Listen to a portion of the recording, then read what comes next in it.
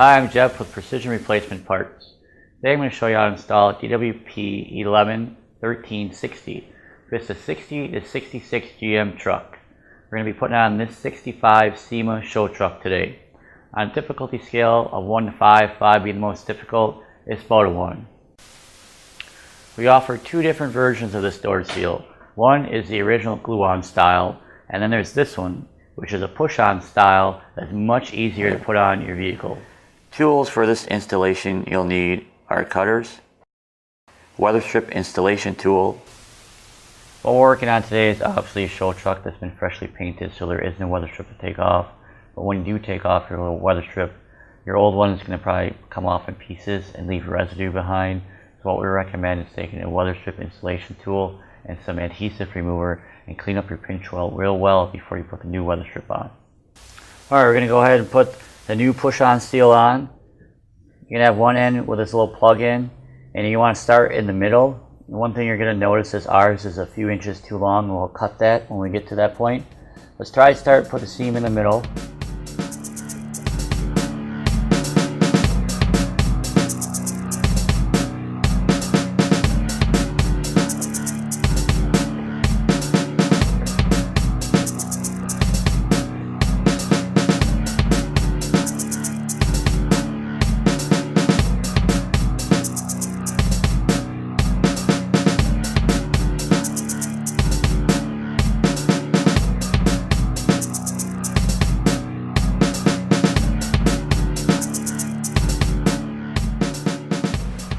Alright, we went around all of the perimeter of the door here.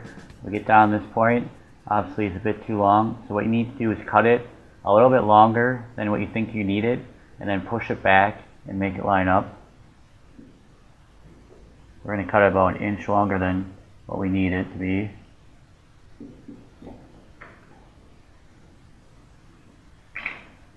Now what you kind of need to do is get the ends together and then work your way back up this way and work out the extra material.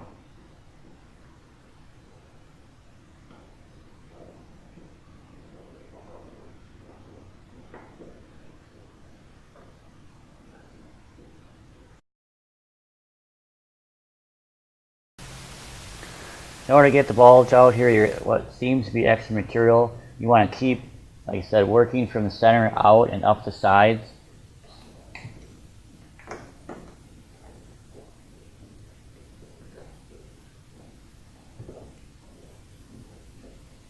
Making sure it's tight into the corners.